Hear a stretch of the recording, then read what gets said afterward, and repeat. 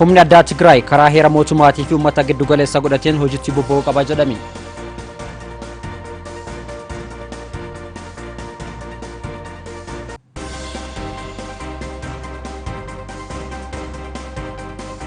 Angootii biltsiginnaa gidduutti wal dhabdeen uumamaa jiraachuu isaa himame.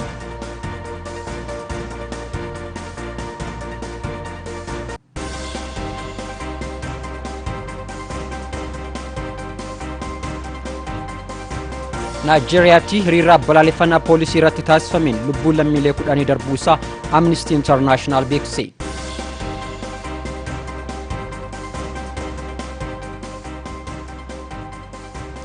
Harka fuunee akka mul'atan daawwattoota keenya TV DW International sagantaa afaan Oromoo raadiyoo sa'aatii kanaa qabadee dhufee jira nabboomaa kaasootii amma xumuraatti nu daawwadhaa isin jenna.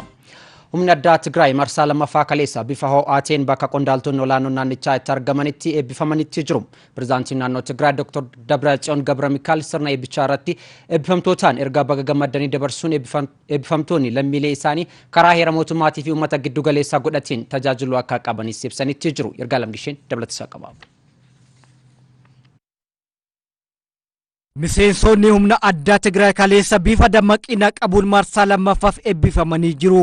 Miseensonni humna addaa Tigraay kun ji'oota 7 kan leenji'an yommuu ta'u, walumaa galatti miseensonni 670 eebbifamanii jiru. Sirna eebbichaa irratti qondaaltonni olaanoo naannichaa kan argaman yommuu ta'u, eebbifamtoonnis agarsiisa garaagaraa agarsiisaniitii jiru. Pireezidaantiin bulchiinsa mootummaa naannoo Tigraay Dr. Dabratsiyoon Gabramikaa'el sirnicha irratti argamuun eebbifamtootaaf ergaa baga gammaddan erga dabarsanii booda humna addaa Tigraay kan leenjisan kan deeggaranii fi qooda fudhattoota hunda galateeffachuun yeroo ummata Tigraay irratti shirrii garaagaraan itti xaxamu ta'uu himuun naannoo keenya keessatti sochiilee siyaasaa, dinagdee fi hawaasummaa gufachiisuuf yaaliin taasifaman yeroo tokkummaan ofirraa qollannuudha jechuun dubbatanii jiru.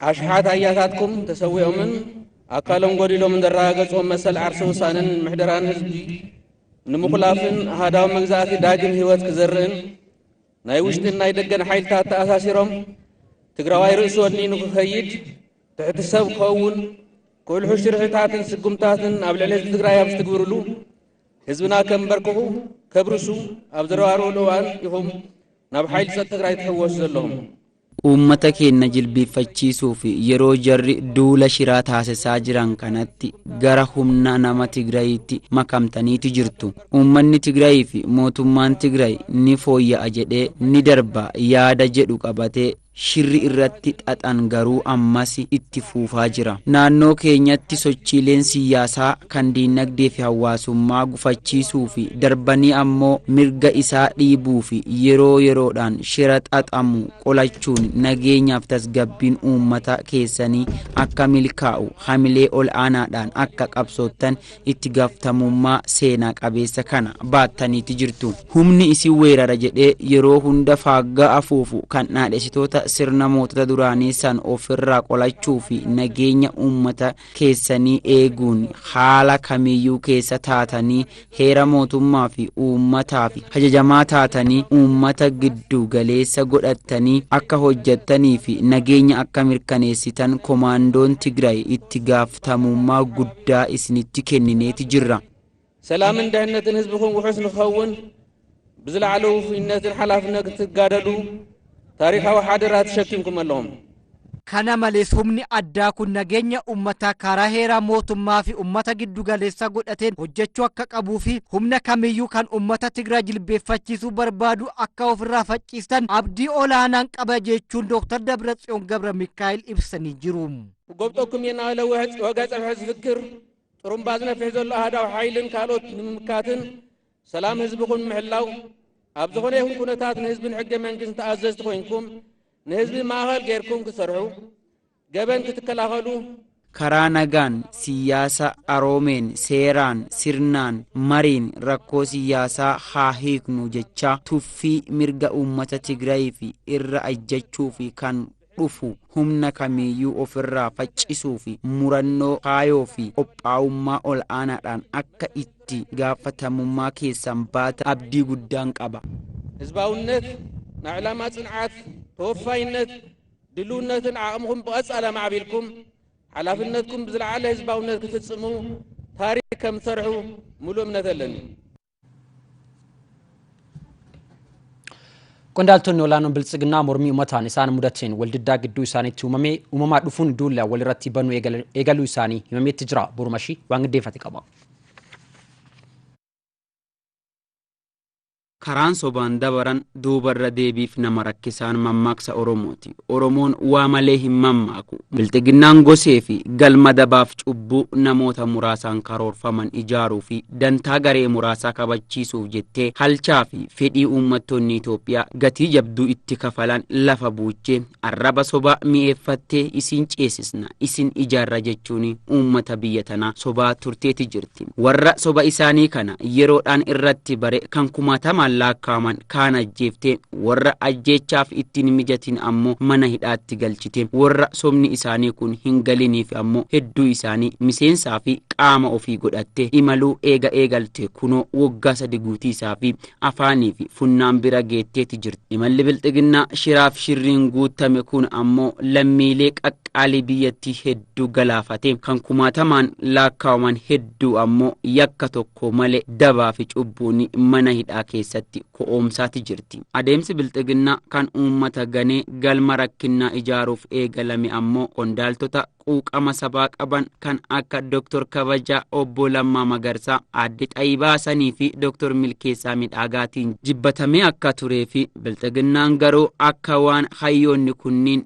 badii qabaniitti of keessaa baasneeti jirra jechuun olola karaa miidiyaalee adda addaatiin dabarsaa turuunis ni yaadatama. Imalli bilxiginnaa kan sobaan eegalame kun ammoo mormii uummataa isa mudateen cinatti waldiddaan gidduu qondaaltota isaaniitti uumamuulle eegalee jira. Keessattuu bilxiginnaan naannoo Amaaraa fi naannoo Oromiyaa walqeequu bira darbanii yeroo ammaa kana jettee illee waliif babaasuu eegalaniiti jiru. Qondaaltonni olaanoon bilxiginnaa naannoo Amaaraa duula walirraa hin cinne hoggantoota bilxiginnaa kan naannoo Oromiyaa kanneen akka Obbo Shimallis Abdiisaa fi Aadde Adaanech Abeebee irratti gaggeessaa kan turan ta'ullee rakkinaalee gidduu isaaniitti uumame kanammoo akka gara uummataatti hin baanee fi gooftaan isaanii karaa adda addaatiin furuu fi yaalii godhe buqee dhofsaa tureeti jira. Yeroo ammaa kanallee ammoo dhiibbaa qondaaltonni bilxiginnaa itti aantuu kantiibaa magaalaa Finfinnee kan taate Aadde Adaanech Abeebee irratti bananiin rakkinni cimaan kaadiroota bilxiginnaa naannoo Amaaraa fi naannoo Oromiyaa gidduutti uumameeti jira. Irra jireessi kaadiroota bilxiginnaa warra bakka jiran malee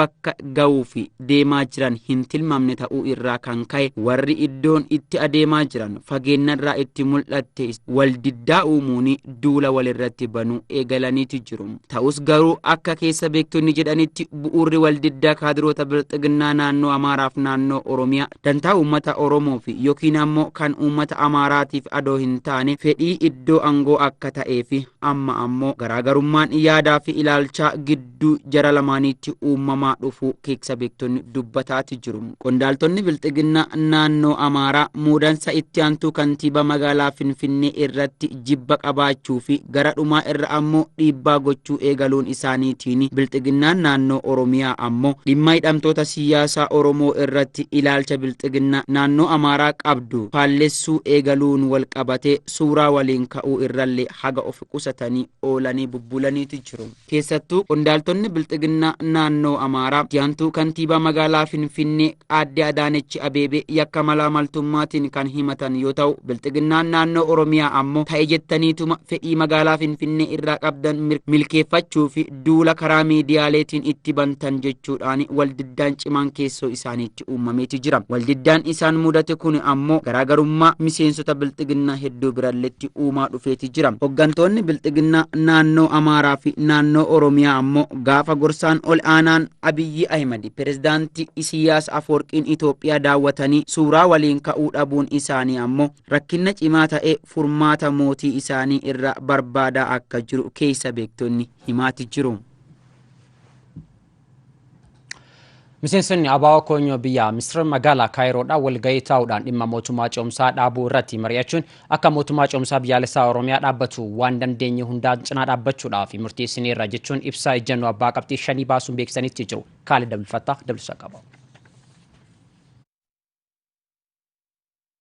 ibsa ijjannoo miseensota ABO koonyaa biyya Egypt magaalaa Kaayiroo irraa. ABO'n dhaaba gaanfaa fi guddaa akkasumas caasaa bal'aa biyyattii keessatti qabuu fi saba cunqurfamaa Oromoof qabsoo hidhannoo fi siyaasa gaggeessuun baroota hedduu lakkoofsiisuun isaa kan beekamudha. Haa ta'u malee hogganni isaa Eertiraa irraa qabsoo ABO fi Oromoon taasiseen biyyatti galee booda qabsoo karaa nagaan gaggeessuun qormaata baay'ee keessa hulluuqee har'as furmaata siyaasaa biyyattiif ta'u akeekuun yaada bu'uuraa rakkoo siyaasaa furuu dhiyeessuutti argama. Haa ta'u malee mootummaan Biltsiginnaa duraanii rakkoo siyaasaa furmaata dhiyeessuu diduun daran siyaasni Oromiyaa fi guutuu biyyattii rakkoo walxaxaa keessa akka galu taasisuu irra darbee filannoo waggaa 5tti taasifamu didee dabarseera. Kun immoo akka heeraa fi seera biyyattiitti mootummaa barri bulchiinsa isaa darbe isa taasiseera. Kana irratti hundaa'uun ibsa gabaabaa armaan gadii kan baafneeti jira. ABO'n rakkoo biyyattii keessatti hudhaa ta'an lammiilee Oromiyaa fi saba Oromoo irratti gaaddidduu gadadoo uumaa asiin ga'an yaada bu'uuraa fi furmaata waaraa kan ta'e mootummaa ce'umsa biyyoolessa Oromiyaa labsuu irratti gumaacha keenya ibsachaa jaarmiyaalee Oromoo, hayyoota Oromoo, abbootii amantaa, abbootii gadaa, lammiilee Oromiyaa fi Oromoon hundi qooda keessan akka fudhattan gadi jabeessine waamicha goona. Akka miseensota ABO biyya Egypt magaalaa Kaayirootti dirqama dhaabni keenya ABO'n nutti laate kamiyyuu hojiirra oolchuu fi akka dirqama lammummaa keenyaatis mootummaa ce'umsa biyyoolessa Oromiyaa fiixaan baasuu fi deeggaruuf qabxiilee armaan gadii kanaan ni mirkaneessina.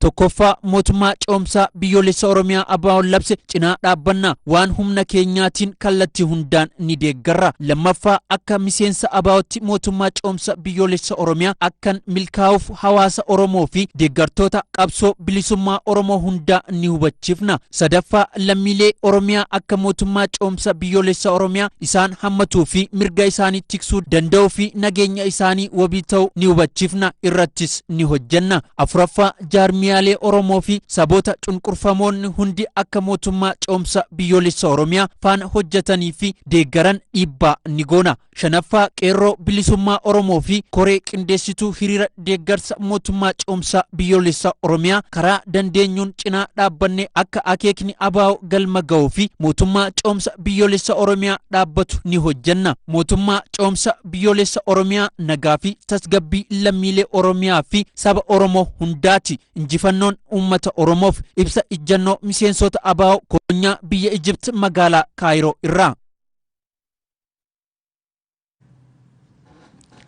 Murni aangoo irra jiru jiraattota magaalaa Kamisee irratti isin ABO KFO fi TPLF wajjin hidhata qabdu jechuudhaan qeerroo fi qarree magaalattii qabanii mana hidhaa keessatti galchaa dararaa fi uummata dhiibbaa akka jiran jiraataan magaalaa Kamisee karaa toora bilbilaatiin dubbatanitti jiru. Dabalataa qabna.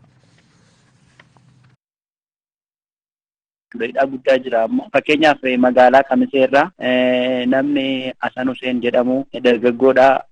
Hasan Ammaduu kan jedhamu tokkos dargaggeessa.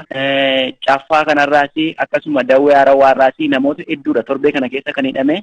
Sababoonni isaan hidhamanii inni gurguddoon immoo shanee yookaan ABO TPLF waliin hariiroo qabduudha kan isaan jedhani. Amma immoo kan isaan ayyaandaa godhatanii jiran inni guddaan dargaggoota KFO ABO fi TPLFtu gaaffii naannoo ta'uu akka isaan gaafatanii ittiin immoo jeequmsa uumuudhaaf dargaggoota leenjisee ergee jira waan jedhamu oduu akkanaa jira. Kun immoo nuyi waan dhageenya hin qabnu kijibuma lafaa fuudhanii ittiin dargaggoota irratti maxxansanii ittiin namoota hidhuudhaaf haala mijeeffatanii ittiin uummata keenya dararaa jiru. Uummati waan tokko waan jedhu hin qabu. Amma darbee wantoonni akka hawaannisaa kun ka'ee uummanni rakkoo guddaa keessa jira. Mootummaan callisee dhaggeeffachaa jira. Kanarratti deeggarsa gochuu dhiisee uummata dararuu uummata hidhuu kanatu turee jira jechuudha. Gara jiranitti ijoollota qabanii hidhuu namoonni hidhaman kana keessa hakiimonni jiru, barsiisonni jiru, dargaggoonni jiru, qaamolee hawaasaa hundumarraatti walitti qabanii hidhaa jiru jechuudha. Haalli amma jiru haala baay'ee yaaddessaa fi haala baay'ee sodaachisaa keessa galeera. Uummanni Oromoo naannoo kanaa jiraatu mootummaa naannoo Amaaraa jala jira. Mootummaan naannoo Amaaraa immoo uummata kana aadaa isaa irrattis afaan isaa irrattis waan garaagaraa irratti dhiibbaa guddaa gaggeessaa jira. Fakkeenyaaf yeroo baay'ee uummanni kun mootummaa uummata naannoo Affaarii wajjin walitti bu'iinsi garaagaraa ni gaggeeffama. Yeroo walitti bu'iinsi gaggeeffamu kun mootummaan kun waan tokko kun nagasha jedhee waan dubbatu hin qabu. Jim jedhee ilaalee irra darbaa uummanni keenya yeroo yerootti du'aa jira. Uummanni keenya yeroo yerootti miidhamaa jira. Kanarratti Oromoon Oromiyaa keessatti ta'ee biyya alaa jirus sagalee uummata keenyaaf sagalee ta'ee rakkina uummata keenyaa irratti akka inni furmaata nuuf barbaadna isa kana dubbachuu barbaada.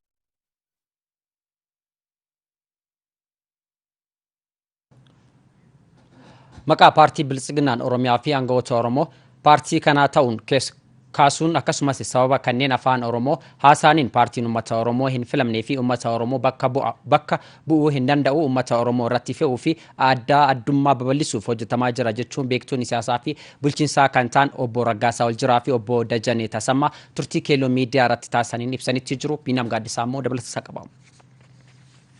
ይሄ ብልጽግና የሚባለው ስብስብ አቅጣጫ የሌለው የውዳቄዎች ስብስብ መሆኑን ነው የምንረዳው። yeroon isa dabaree Oromoo fi Oromummaatti jedhamee wanti haasa'amaa jiru piroojeektii uummata Oromoo irratti jibbinsaa fi balaaleffachuun akka irratti mudatuuf haasaa qaamolee farra Oromoo irraa dhaga'amu akka ta'e beektonni dhimma siyaasaa fi bulchiinsaa obbo Raggaasaa Oljiraa fi obbo Dajanee Tasammaa marii keelloo miidiyaa waliin taasisaniin ibsanii jiru. የኦሮሞ ህዝብ የብቃት ችግር የለበትም፣ የተማረ የሰው ኃይል ችግር የለበትም። እነዚህ ሰዎች እየሰገሰጉ ያሉት Uummanni Oromoo rakkina ga'umsaa fi rakkina nama baratee hin qabu. Gareen kun garuu namoota uummata tajaajilu hin dandeenye fi namoota ga'umsa hin qabne akkasumas namoota yakka isaaniif tumsuu danda'an filuun aangoo irra kan ka'an. Sababa jarreen kanaaf uummanni Oromoo yakkamuu hin qabu. Sababbiin isaas uummata Oromoo bakka bu'uu hin danda'an. Sagalee uummataan filamanii ajandaa uummataa tarkaanfachiisanii hin beekan. Yeroo ammaa kana lammii kamiyyuu caalaa mana hidhaa keessatti guramuun kan dararamaa jiruu fi ajjeefamaa jiru uummata Oromoodha. Isaan iyyuu namoota hanga kana mana hidhaa keessatti, mana barnootaa keessatti fi bakka adda addaatti hiineerra jechuun ofirratti ragaa bahaa jiru. ኦሮሞ የጠየቀው ይሄንን ነው። ምንድነው የተመለሰው የኦሮሞ ጥያቄ? የኦሮሚያ ብልጽግና እያሉ maqaa paartii biltsiginnaa Oromiyaa fi maqaa aangoota paartii kanaa ta'an kaasuun akkasumas sababa kanneen afaan Oromoo haasa'anii fi paartii uummata Oromoo hin filamnee fi uummata Oromoo bakka bu'uu hin dandeenye uummata Oromoo miira isaa rukuchuu fi piroojeektii abbaa dabarummaa jedhu babal'isuuf kan itti fayyadamaa jiranidha. የጀመሩት ፕሮጀክት ነው። Gariin garboonfataa biltsiginnaa jedhamu kun turtii aangoo alseerummaa isaa dheereffachuuf jecha akkuma kanaan dura lammiilee biyyattii qoqqoodaa ture ammas abdii xumuraa jedhanii kan hojjechaa jiran uummata Oromoo gandaan naannoo fi karaa garaa garaa qooduun bulchuuf tattaafachaa jiru jechuun beektonni kunneen himanii jiru. አብይ የሚባል ሰው ስለ ብረት ድስትና ስለ ሸክላ ድስት ዳይኮቶሚ የሚያወራ የቀድሞ ጠቅላይ ሚኒስትር ነው ያለው ሀገሪቱ ውስጥ ማለት ነው። ስለዚህ ይሄ በጣም አሳሳቢ ነው። የኦሮሞ ሕዝብ ሊያስብበት ይገባል። እነኚህ ሰዎች gariin kun yeroo aangoo alseerummaadhaan dheereffachuuf jecha Oromoo gandaan akkasumas obbolummaa isaanii adda baasuuf wanti isaan hin hojjenne hin jiru. Kanaaf gariin kun aangoo irraa ari'amuu isaa dura wantoota hedduu balleessuu waan danda'uuf uummata Oromoo qofa osoo hin taane lammiilee Itoophiyaa hundi garee hattuu ajjeesuu fi saamaa jiru kana eenyuunuu bakka bu'uu akka hin dandeenye beekuu qaba. Sababa garee kanaan warreen uummata Oromoo yakkoomsuu barbaadan garuu ofii isaaniifuu yakkamtootaadha. በዚህ ሰዎች ሰበብ ግን የኦሮሞን ህዝብ የሚወነጅሉ ሰዎች ራሳቸው ወንጀለኞች ናቸው። ብሔር ብሔረሰቦችን እውቅና የሚሰጥ ፌዴራሊዝም የኢትዮጵያ ጠላት ነው። ሆን ተብሎ ተስማምተው ከግል እስከ መንግስት አንድ አይነት ቶን አንድ አይነት ናሬቲቭ Sirni federaalizimii sabaa fi sablammootaaf beekamtii kennu farra Itoophiyaati jechuun yeroo ammaa kana uummata Oromoo irratti duula miira isa cabsu aadaa fi duudhaa isaa balleessu banuun uummata kana dadhabsiisuuf karaa miidiyaalee farra uummataa ta'aniin hojjetamaa jira. Gama biraan immoo karaa namoota dhuunfaas uummata Oromoo arrabsaa jiru. Kanarratti immoo uummanni Oromoo dammaquu qaba. Kun duula isaanii uummata Oromoo akka jibbamuuf taasisan isa xumuraati. ሳይኮሎጂ የኦሮሞን ቫሉ የኦሮሞን ነገር የማጥላላት ነገር በጋራ የተስማሙበት ነገር ነው።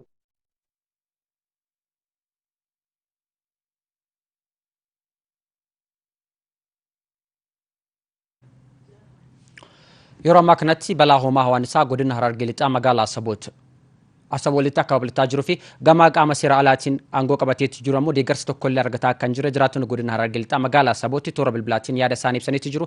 Askaalacha Daanee ammoo dabalataa qabdi. Yeroo ammaa kanatti balaa humna hawaannisaa godina Harargee lixaa magaalaa Asabootitti hammaachaa adeemaa akka jiruu fi qaamni seeraan ala aangoorra jiru gargaarsa tokkollee gochaa akka hin jirre jiraataa godina Harargee lixaa magaalaa Asabooti yaada isaanii toora bilbilaan ifoomsanii jiru. Dabalataanis uummanni fi dargaggeessi balaa humna hawaannisaa kana ofirraa ittisuuf kan walitti qabaman bittiin sun humna hawaannisaa kana miidhaa akka geessisu gochaa jira jechuun dubbatanii jiru. Haalli dhufaa jiru guyyaa lakkoo bulluun hammaataa deemu jira. Kana keessatti takka mootummaan dhufee guyyaa tokkoof koomishiniin hundinuu wanti takka illee wanti qaama mootummaatiin jaamu dhufee uummata cinaa dhaabbatee waan kana ittisuudhaaf godhe takka hin jiru. Hamma agarree guyyaa irratti agarre kana keessatti dargaggeessi wal jaaree osoo achi jiru dargaggeessummaatti walitti qabamu kana maaliif walitti qabamu jechuudhaan uummata deemanii baadiyyaa keessa doorsisuu malee wanti uummata bira dhaabbatanii uummata gargaaran ilaa uummati hin agarre. Keessattuu aanaa bortootti shaanaa meesoo keessatti hawaasni hedduu hoddommaati. Uummanni bee wal gargaaruudhaaf kan mutumsa jiru kanaaf uummata maaliif walitti qabamtan jedhuudhaan dargaggeessa sodaachisaa jiran. Amma kaleessa magaalaa Asaboo keessatti dhukaasa addaa dhaga'amu ture. Uummata walitti qabamee karaa hawaannisaa deemu. Biyyi keenya siyaasaan kufaatii guddaa keessa seentee akka jirtuu fi tatamsa'ina humna hawaannisaa kana dabalaa adeemaa akka jiruu fi balaa kana itti fufaa taanaan biyyattiin rakkinaa fi gadadoo cimaa keessa akka seentus dubbatu.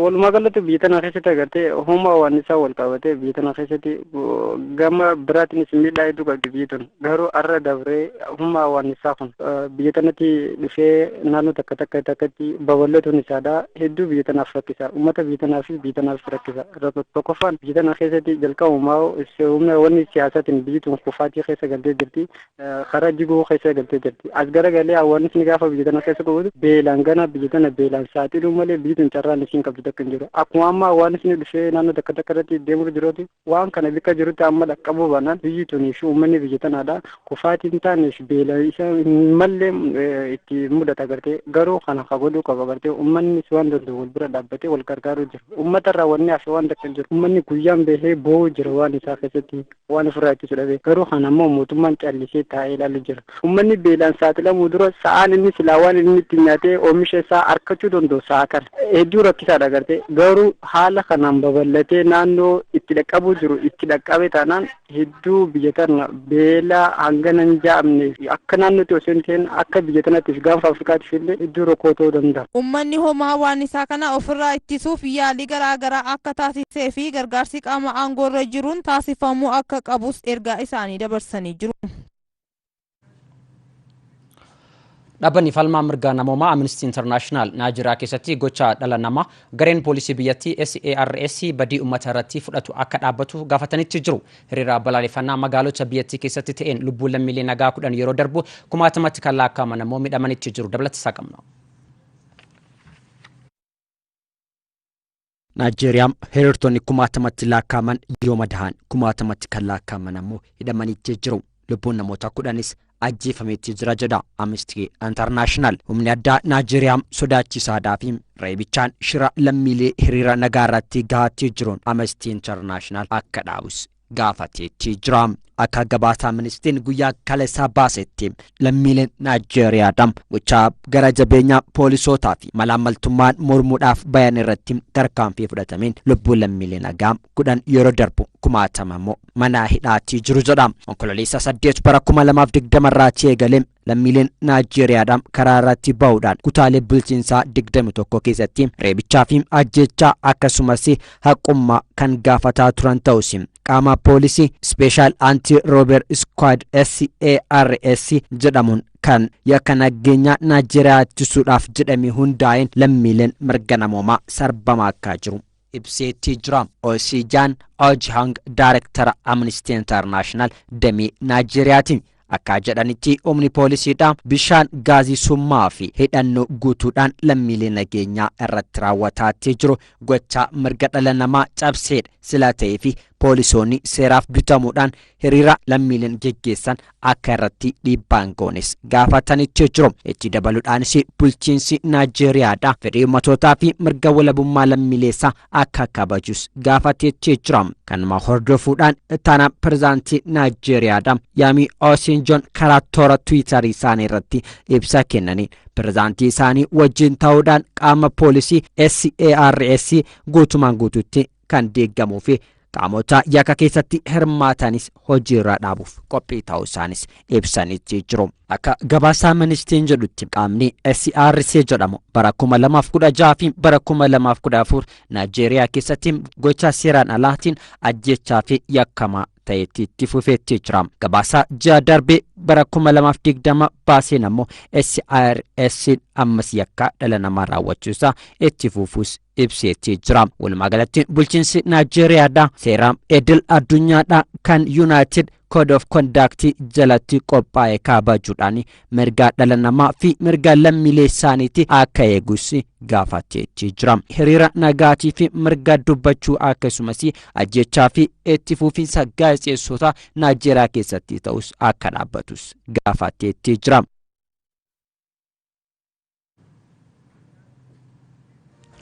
Oduun sa'aatii kanaa xumureen jira. Waan faana turtaniif horaa bulaa deebanaa.